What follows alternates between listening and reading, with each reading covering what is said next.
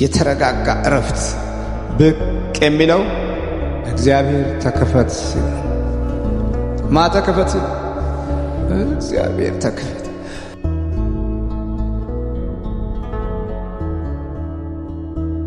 ሰላም ውድ ቤተሰቦች እንዴት ናችሁልኝ?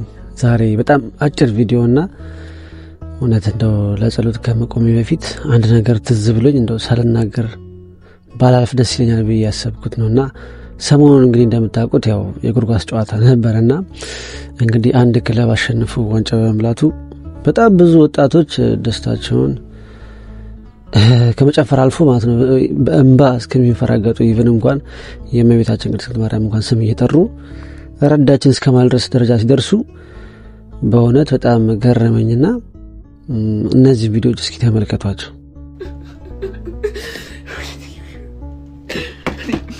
ባርሰናል እናቴም ባርሰናል አለቅሳለሁ ብዬ አላቅም። የምድሬን ነው የምላችሁ ማለት ያርሰናል ደጋፊዎች ምንም ነገር ይገባል ምንም ነገር ማለት ነው። እንደምናረከምን እመቤቴ ማርያም አገዘችን እኮ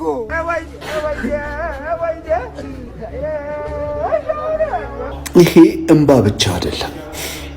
ይሄ እንባ ብቻ አይደለም፣ ውስጡ ደም ነው። ደም ነው እየፈሰሰኝ ያለው ደም ነው። 22 በጣም ከብዙዎቹ ጥቂቱ ቪዲዮ ነውና በጣም ያሳዝናል። እና አባቶቻችን በእውነት ምን ያክል እንደሚለፉ ለዚህ ትውልድ ይሄ ማሳያ ነውና ከምታስቡት በላይ የጠፋን ወጣቶች በጣም ብዙ ነን። ከምታስቡት በላይ አቅሉ የሳተ ወጣት ያለው በጣም ብዙ ነው። በጣም ብዙ ነው። ችግሩን የማያውቅ የሚያስፈልገውንና የሚፈልገውን የማያውቅ ወጣት የበዛበት ሀገር ላይ ያለ ነው ማለት ነውና በጣም ይገርማል። እንግዲህ አስቡት ምን ያህሎቹ ናቸው እንግዲህ እነዚህ ለራሳቸው ህይወት ለነፍሳቸው ሲሉ ወደ ቤተክርስቲያን የሚመለሱት ወይም ደግሞ ለጸሎት የሚቆሙት የሚጸልዩት የሚሰግዱት። አስቧቸው እንግዲህ ዝም ብላችሁ እስኪ ምን ያክል ወጣት በዚህ አይነት ሁኔታ ውስጥ እንዳለ ተመልከቱ ማለት ነው። እና ብዙ ጊዜ አሁን እነዚህን ሰዎች በጠይቋቸው እኔ እንደዚህ አይነት ነገር መስራት ፈልግም መንፈስ አትበሉብኝ የምን መንፈስ ነው ምናምን ይላችኋል ማለት ነውና እኔ ወንጌል ከሰማው ይበቃኛል ይላችኋል ማለት ነው። ግን ስንት ዓመት የሰማው ስብከት ስንት ዓመት የሰማው መዝሙር ግን ከነዚህ አይነት ነገር እንኳን አያወጣው ማለት ነው። ምክንያቱም ችግሩንና መንስኤውን ስለማያውቁ ማለት ነው። እና በጣም ይገርማል። በነገራችን ላይ አንድም እናት አሉ በነገራችን ላይ በዚህ ድላቸው ቲክቶክ ላይቭ ላይ ነው የሚውሉት ከልጃቸው ጋር እና አስቡት እንግዲህ በዚህ ደረጃ ማለት ነው እንግዲህ በዚህ እድሜያቸው ቤተክርስቲያን መማለሻቸው ጊዜ በመቆረቢያቸው ሰዓት አንድ ወጣት ልጅ ማለት ነው በቃ እኔ እንኳን ማላረገውን ነገር በቃ ከወጣት ከልጃቸው ጓደኛ ጋር በመሆን ኳስ እያዩ ሲጨፍሩ ሲሉ ስታያቸው በጣም ትገረማላችሁ ማለት ነውና አሁን አድርገውና እኚህ ሴትዮ አሁን ከነገ ቢጠሩ ምን ብለው ነው የሚመለሱት?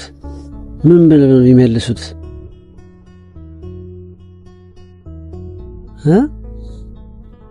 መልአከ ሞት ራሱ የት አገኘሃቸው ሲባል የት አገኘኋቸው ሲል ራሱ አያሳፍርም? አስባችሁታል? አያሳፍርም? የምሬን ነው የምላችሁ በዚህ እድሜ ማለት ነው በጣም ከባድ ነውና አንዳንድ ጊዜ ቦታ እንቀያየራለንና እኔ በጣም ቀልቤን የገዛውን ደግሞ አንድ ተቃራኒ የሆነ ቪዲዮ ደግሞ አላሳያችሁ። እስኪ ቪዲዮ ተመልከቱት። በስመ አብ ወወልድ ወመንፈስ ቅዱስ አሐዱ አምላክ አሜን። እምንብሃ ቅድስት ቤተ ክርስቲያን ሰርጉት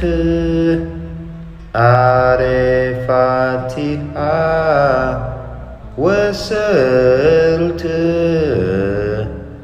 በንኮን ባዘዮን እምንብሃ ቅድስት ቤተ ክርስቲያን በስመ አብ ወወልድ ወመንፈስ ቅዱስ። እንግዲህ እንደተመለከታችሁት ነው እኛ 100 ስቴፕ ወደ ኋላ እነሱ ደግሞ ሁሉ ጊዜ ቀድመውን እየመጡ ቀድመውን ይድናሉ ማለት ነው። እኛ ተቀምጠን እኛ ቅኔውን ይዘን እኛ መሐሌቱን ይዘን እኛ ቅዳሴውን ይዘን ሳንጠቀምበት ሳንጠይቅ ሳንመረምር ሳንመለስበት ይኸው ቋንቋችንን የማያውቁ ፊደላችንን እንኳን የማያውቁ በስትክክል ግን ይኸው ተምረው ተጠምቀው ከኛ በፊት ቀድመው መዳንን ይወርሳሉ ማለት ነው። ታዲያ ይሄ ነገር አያሳዝንም የምትሉት በጣም ነው የሚያሳዝነው። እና ብቻ እግዚአብሔር አምላክ ልቦና ይስጠን። የእውነት ስፖርት ጥሩ ነው። እኔማ ያለው ስፖርት ያለው ምናምን ግን እንደዚህ እስከምትሆኑ ድረስ ለእንደዚህ አይነት ነገር ተገዢ ከሆናችሁ በእውነት ነው የምላችሁ በውስጣችሁ ጣዖት ነው የሚሆንባችሁ እንደዚህ አይነት ነገር ማለት ነው። እና ኦርቶዶክሳዊነት መጠን ነው። ምንም ነገር በመጠን ነው መሆን ያለበት፣ በልኩ መሆን አለበት። የምሬ ነው የምላችሁ። ያ ነገር አልፎ ገዝፎ ህይወታችን የሚቆጣጠርና አቅራችን የሚያስተን ነገር መሆን መቻል የለበትም። ምክንያቱም የክርስትና ህይወት አምላካችን ብቻ ስለሆነ መታሰብ ያለበት ማለት ነውና ፋይታዊ ዜማን እንግዲህ ባለቀ ሰዓት መዳንን እንደወረሰ ይሄም ወንድማችን እንግዲህ እንደምታዩት እንግዲህ ሀገሩ አይደለም ቋንቋ አይደለም ግን ግዕዙን እንዴት እንደሚለው እንግዲህ እንደምታውቁት ነው። እና እኛ ግን ቁጭ ብለን የቋንቋው ባለቤት የእምነቱ ባለቤቶች ቁጭ ብለን ግን እኛ ምን ሰራውን ተመልከቱ። ብቻ እግዚአብሔር አምላክ በእውነት ልቦና ይስጠን። አባቶቻችን የሚጮሁት ለዚህ ነው። ቤተሰብም አላስተማረም፣ ቤተሰብም አላመለከም፣ ቤተሰብም አልጸለየም፣ አልሰገደም። ቤተሰብማ ያስረከበው ነገር ሌላ ነው። ቤተሰብማ ያስተላለፈው ሌላ ነገር ነው። ይሄ ነው ውጤቱ። አባቶቻችን የሚደክሙበት መምህራኖቻችን የሚደክሙበት ውጤት ይሄ ነው። እንግዲህ ተመልከቱት፣ በአጭሩ በትንሹም ቢሆን ተመልከቱት ብዬ ነውና በጣም ያሳዝናል።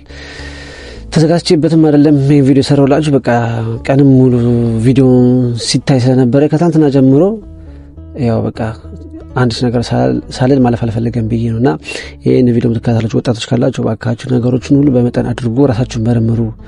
ባካችሁ አምላካችሁን ፈጣሪያችሁን ፈልጋችሁ አገኙ፣ ጾሙ፣ ጸልዩ፣ ስገዱ። ይሄንን እንባችሁን ለክርስቶስ አፍስሱለት ባካችሁ። ለኛ ሲል የሞተው መከራ የተቀበለውን ስጋው ደሙን ለኛ ለሰጠን ለአምላካችን እንባችሁ ለሱ ይሁን። ለውጥ ብታመጡትም ብዙ ነገር የህይወታችሁ ትርጉም የሚኖረውም ይሄ እንባችሁ ለክርስቶስ ሲሆንና አምላካችን ጌታችን መድኃኒታችን ኢየሱስ ክርስቶስ እንግዲህ ከነዚህ አይነት ነገር ሁሉ ያወጣን፣ ልቦናችንን እንግዲህ ይክፈትልን እላለሁ። የዛሬ ቪዲዮ ይመስል ነበር። ሳትዘጋጁበት በጣም ይቅርታ። አመሰግናለሁ። በቀጣይ ቪዲዮ እስከምንገናኝ ድረስ ሰላም ሁሉ ቤተሰቦች። ትውልድ እንዲዛባ አሁን ጥረት እየተደረገ ነው። ይሄ ፍልስፍናው ዓለም ትውልድን ማዛባት ነው እና ትውልዳችን የተዛባው የዕለት አምልኮትን ልናሳይ ያለመቻላችን ነው። ልጆች አብራችሁ አባቶች ሲሰግዱ ሲያዩ ልጆችም ይሰግዳሉ።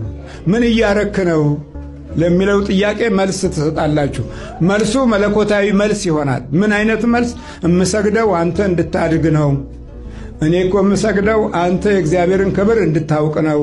እኔ እኮ የምሰግደው አንቺ በእግዚአብሔር ክብርና ሞገስ እንድታድጊ ነው የሚለውን መልእክት በልጅነት በውስጥ በኩል ታሳድራላችሁ።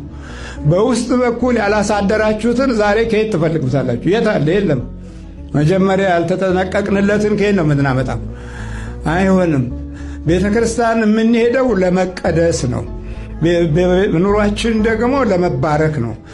የአምልኮት ስግደት የምንሰግደው ደግሞ ኑሯችንን ለእግዚአብሔር መውጫ መግቢያውን ለመስጠት ነው። የተወለደውን ደግሞ ለማውረስ ነው። ምንድነው ያወረሳችሁት? አሁን እዚህ ማንም እኮ አይሰማም። ይሄ የውጭ ዓለም ትውልድማ ይባረካል ብለህ ስጠብቅ አልሆነም እኮ። በአምልኮት ውስጥ አልኖርንምና ነገሮች ተበላሽተዋል። እግዚአብሔር ምሕረቱን ያብዛልን። እግሩን ይዘው ሰገዱለት። ምኑን ይዘው? ከምን በኋላ? ከትንሣኤ በኋላ። ይሄ ስግደት ሞት የሻረ ስግደት ነው። የአምልኮት ስግደት ይባላል። የአምልኮት ስግደት ማለት እንግዲህ ምራን፣ እንግዲህ አግዘን፣ እንግዲህ አየንህ፣ ሞትም ተሽሯል፣ እምነታችን ጸንቷል፣ ፍላጎታችን አንተ ነህ፣ ከዚህ በኋላ ያለው ነገር ሁሉ ያንተ ነው ብለው የአምልኮት ስግደት ሞትን የሻረ ስግደት ሰገዱለት። የተገናኙት በስግደት ነው። ሰማችሁ? የተገናኙት በምንድን ነው? በስግደት ነው። ስንፍና ስላደረብንና ባህላዊና ዕለታዊ ይሄ በቃ ወጋዊ ሆነን ያደግነው እኛ በዛ ውስጥ በማደጋችን ዛርና ውቃቢ አምላክ እስኪባሉ ድረስ ጊዜ ያገኙ።